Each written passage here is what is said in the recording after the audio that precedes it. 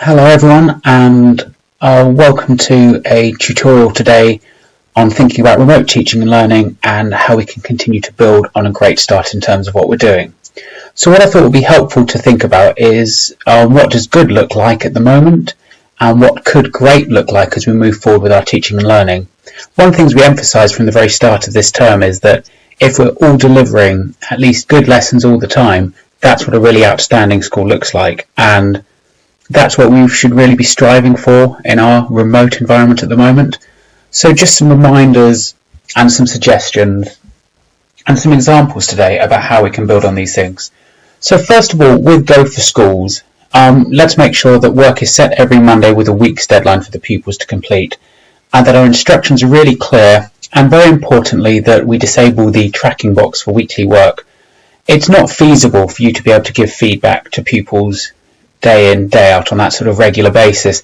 And also it creates a situation where there's lots of information on their Go for Schools portal, and it creates a sort of enormous list of undone things for them to look at, which I think is understandably very stressful. So just a reminder there, when you're using Go for Schools, that when you set the work, so this is an example of my week's work. So there's 180 minutes of work, so 3 hours.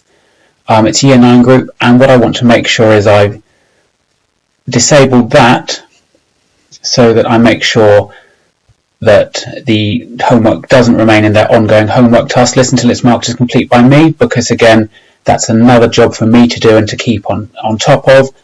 And again, with a lot of classes, that can become a difficult thing. And then for both you and the pupils, there's this big list, so you want to sort of move away from that. What I've then tried to do with my instructions, you can see here, very clear and sequential for this week's work. Focus, do these things first, move this forward, and again, acknowledge in a really clear and sensible way where other things are. So there's some work on GCSE Pod, and they're going to upload their work in the notebook section of Microsoft Teams. Here is everything attached, and I've also recorded a YouTube tutorial for them, which I think is a really useful way of going about things. And then I save this, and that's the class homework sorted. So then thinking about how we use YouTube, I think if we're able to deliver a weekly tutorial that guides pupils through the work set, the PowerPoint or the presentation, just that initial guidance I think is incredibly powerful. The YouTube materials that we have already are exceptionally good. If we look at the YouTube channels and the information we have, just even from immediately this morning, and I'm recording this on Wednesday, we have lovely home learning activities. Here we have Andrew going through how to create your own home experiment. Here is Mike with some very beautiful images around telescopes. Here is Kev's wonderful PE training methods, including telling pupils at one point to go out for a jog. Biology pollution here. It is really helpful to please label the videos with your own names, for a variety of reasons. One, it's easier for teachers, other teachers and pupils to find the work. Secondly, as well, when we're praising this excellence, it's nice to be able to do so clearly. I don't recognise everyone's voices now. However, your pupils do recognise your voices, and if every member of staff records a YouTube tutorial once a week for each class, the power of that is incredibly useful. Now, I appreciate with multiple classes there might be some difficulties around that, but some colleagues are managing to do that. So, for example, Ros Lawson is doing some fantastic work where she's recording a video that is applicable to 2 or 3 different classes in a year group. We also have, obviously, Tujan's wonderful fitness things. And I'd really recommend looking at some of the stuff in art, just because it's very beautiful things to look at. Helen's modelling work is really, really exceptional. So then thinking about Microsoft Teams, the great use for Microsoft Teams is to set the assignment work that we want to give a bit more detailed feedback about, so 1 per half term. And for these 2 pieces, you would enable the tracking on Go for Schools.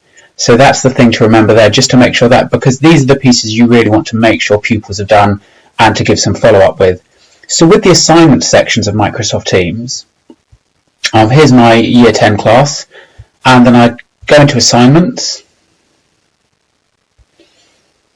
And here's one I've done earlier, and so here is the assessed work that I want them to hand in. And the reason I've done it via Teams and assignments is that it tracks it so well for me. So I can already see 5 out of 25 are handed in, and when I click on it, I can see who's viewed it and who's already handed it in, and then just by giving the feedback here, this is a great place for me to enter the short individual feedback that each pupil has, and also there's an opportunity for me to put a mark there because I've done that in the rubric. Just in terms of what this looks like to a student, that's there, and this will only be visible to them in their area. So other pupils can't see these particular elements of work they've done. So in terms of setting those assignments, those more detailed pieces of work, Microsoft Teams is a really, really great format to do that because, again, it allows you to look at this in a really, really clear and helpful way. And then thinking about feedback, so whole class feedback twice per half term. So that gives them 4 pieces of feedback in the summer term, which again will be powerful and useful. And again, that can be done in a variety of ways. It could be via YouTube, it could be via a presentation that you send them, it could be via a really clear Word document that you send them. But again, make sure that it's clear that that initial setting point is Go for Schools, and then give them that particular information. Individual feedback on the assignment piece, again, I'd recommend the best way to do that for most subjects is via Microsoft Teams. And I think it's also really important to use R-points to praise pupils on a regular basis because that can give them the sort of day-to-day context. So rather than, say, trying to check off a variety of hundreds of things on Go for Schools, the pupils who are sending you work do give them R-points because that's an incredibly powerful and useful thing. To give you an example of that, from the parent survey that I did recently, if we look at this parental response, now, again, they're talking about work being submitted day after day. Go for Schools just says pending. So this is why it's so important to uncheck that box so that we take away that pending element for the pupils because, you know, this is an understandably stressed parent by what's happening and, you know, not aware of the pressures on those teachers because, of course, we all think about our own individual situations. This morning, she actually got a response from one, an R4 no less, and it really lifted her mood and made her feel like she's not just shouting into the ether and getting nothing back. So that's a really, really positive thing, isn't it? That we don't realise sometimes how much these small basic things, an R1 and an R2, will do for pupils, because again, it's a very, very powerful thing for that parent. Those are the things to consider. What is powerful for other people? It may be those small things that we haven't even considered before. Now, thinking about what could great look like as we want to move on through the course of the year. So I think with Go for Schools, taking the time to ensure your instructions are so clear and so purposeful through one weekly submission. So really taking the time to carefully explain and review. The example I'd shown you is not meant to be a perfect example, but it is something I'd taken the time to do and edit and make sure it was really clear for that weekly piece of work. I think that's really, really important to get that absolute clarity. Secondly, using YouTube for whole class feedback presentations seemed to me a really, really sensible way of doing this. It's a really, really clear and helpful way. Again, students get the reassurance of our voices, of that personal contact with the teacher, which is very, very powerful. Guided reading of challenging and interesting text, I think, would be an excellent next step. So again, what we can provide through YouTube, again, the sound of our voices, which I think is reassuring. And again, the sort of power of storytelling within our curriculums is so important, isn't it? So different things, for example, history have done some wonderful examples of this. I've been inspired to start reading out loud some of the text that we do in English. The English department have recently done a Zoom call presentation of an inspector calls that they're going to send out to pupils. There's lots of ways of making this really accessible and interesting to pupils. And then modelling using a visualizer. This is so helpful. And if you don't have a visualizer, I think this would be a very useful thing to try and get hold of. And again, contact me if there's any issues about this, and I'd look to support you with that, because I think it makes an enormous difference in terms of how the work is presented. So when we're thinking about this, maths and science have done some exceptional work about the use of visualizers. It's really, really impressive. Now, coming back to Microsoft Teams, again, we're thinking about what great looks like, what really sort of outstanding, useful things can be. I think a weekly retrieval quiz is a useful way of getting feedback from your pupils on the weekly work in a really easy and sort of low work way, but just a way of getting an idea of how they're doing. So when we look at Teams for that, again, in the assignments, you can create and you can create a quiz.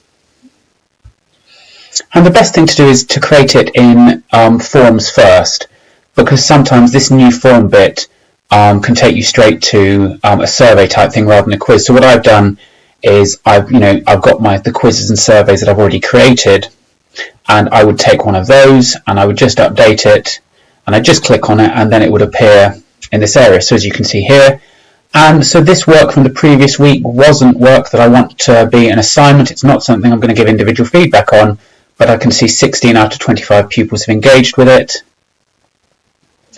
I don't have to do any marking with this because it's done automatically for me, and it just gives me a good idea of which pupils are sort of regularly engaged, which aren't, who's not checking things, that sort of thing. And again, that's a helpful thing for me to have. Now, the other thing to think about with Teams is the use of the class notebook. Now, pupils will still want us to send us their work even if we're not able to be able to review and feedback it in the detail that we'd normally do as classroom teachers. Of course they will, and that's important. So what the class notebook gives you, so if you click on that,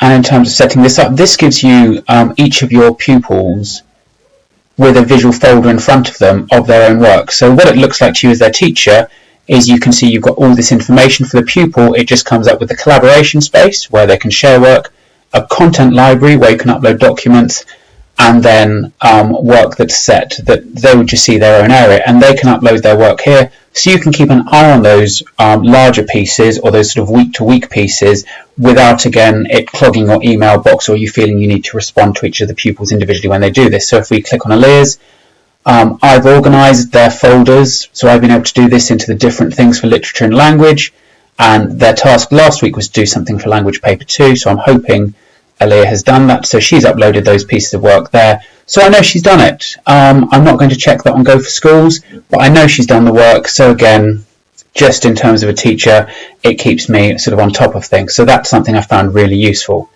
Now, the other thing that you can do, of course, with Microsoft Teams is start to deliver some online content and review with pupils. I think it's very difficult to try and teach a class of 25 to 30 pupils via this format. And I think it's also we need to think about timings and how we do this. So what I've been setting up with my classes is some tutorials of between 20 and 30 minutes long with 3 or 4 pupils, because that means I can see all of them at one go. So just to show you an example of this. Okay, so good afternoon, young people. So we have with us Harvey, whose avatar is a rabbit, but he's very keen to tell me that that's actually a Pokemon, very importantly. George up here is a penguin lying on the floor on the ice. Yes. I don't know if that's any kind of metaphor for things. Louis, what is yours? It is a group of puppies around a food bowl.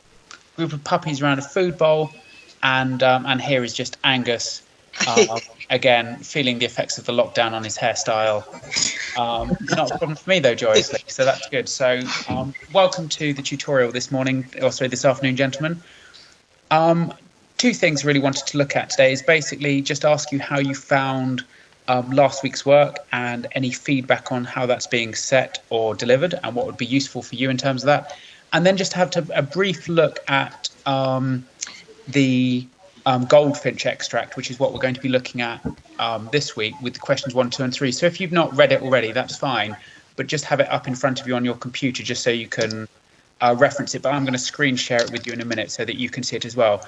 But just in terms of going through this, obviously it's that personal contact which I think is both nice for me and the students. Now, what I then did later on in this area is I shared the screen with them, and then that allowed myself and the pupils to discuss the work that we've got coming up this week. So just to come to that point on the mother, I think, so when we're thinking about organising writing and being really skilled about this as opposed to just writing through the text, the temptation is obviously, right, I'm going to start at the beginning of the text, which is first person perspective, and then we move to the second paragraph, which is 2 questions which have an answer. Then we come to the mother, then we come to him looking at the grandfather, then we have, why did I obsess? So what kind of questions are these 2 questions, by the way? Rhetorical questions. Yeah, so we move from very simple fact questions to rhetorical questions. Yeah. I love this single line interruption. What does this single line interruption suggest about the relationship with his mother at this point in particular? No, I don't know.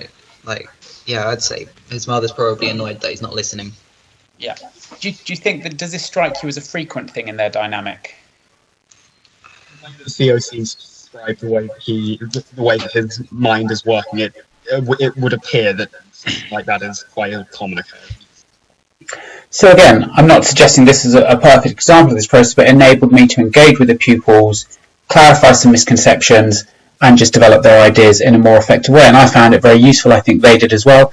And again, this isn't something to be done in a weekly basis even necessarily, or something where we try and model or match the timetable onto what's happening remotely, because that's just not feasible in terms of our lives and the pupils' lives. But again, this kind of contact I think is incredibly powerful for the young people. So, and again, this kind of online availability, it might be that you just say to pupils, well, at this time I will be on the post section of Microsoft Teams, which is this area here, and able to respond to questions. And you could just put something here and say, I'm now available for the next 45 minutes for any questions you might have about this work. And then all of them would have that and they could respond to you here. So there's ways and means of doing online teaching. Online teaching doesn't have to be a physical interaction as such with the pupils in the same way I've shown you with tutorial. It can just be saying, yep, I'm here and I'm available and I'm here to help. And then thinking finally about feedback, it's been great to see some teachers have been sending certificates to pupils and parents. I think that's very, very powerful. And then thinking about fortnightly departmental awards. And again, I think head teachers awards will be a very, very positive thing. But again, let's moderate that as well. We don't want to get to a situation where suddenly, hundreds of children are receiving these sort of things. Let's do this in the way that we normally do things. So thinking about some of the things we should be trying to do regularly.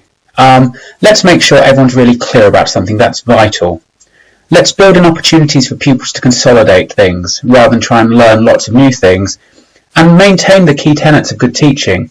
One of the key things to remember here is, good practice is good practice. The quality of instruction, those key issues, the sort of thing I talked about in Monday's takeaway teaching, I'm talking about erosion science principles, those are still maintained in this form of teaching. And then what we're trying to move away from now is email as a regular mean of pupils submitting work. It's ungainly and unwieldy. Trying to cover the regular curriculum. It's not feasible and it's not helpful because it could give us a misguided idea of thinking, well, pupils have done this now so we can move on. Well, of course we can't. And we need to be innovative and agile with our thinking, because a key thing here is that online platforms are not a like-for-like replacement for the classroom. Most of these tools are designed to be complementary to the classroom as opposed to replace it. And then the last thing I've put is just some colleagues to think about in terms of consideration and contact of some lovely things that I've seen in recent work. And again, please always email me your wonderful ideas and thoughts about the work you're doing, because it's so helpful. But just these colleagues here have created some really nice things that I've seen extant recently and are really, I think, worth contacting, and happy for you to contact them just for any little bits of guidance about how to do these things. If you need some help with Microsoft Teams, YouTube, or any of those wider aspects, please contact me and I'll do my very best to help you. I hope that provides some clarity. We'll be doing a similar video and document for pupils as well this week. And again, this just keeps us moving on. We've made a fantastic start to our remote school, and now I think we've got a great opportunity to build on it and make it something truly remarkable. Thank you so much, everyone, for all your hard work, and we're very much looking forward to seeing everyone in the future in, I hope, a much more normal context. Okay, take care everyone. Bye-bye.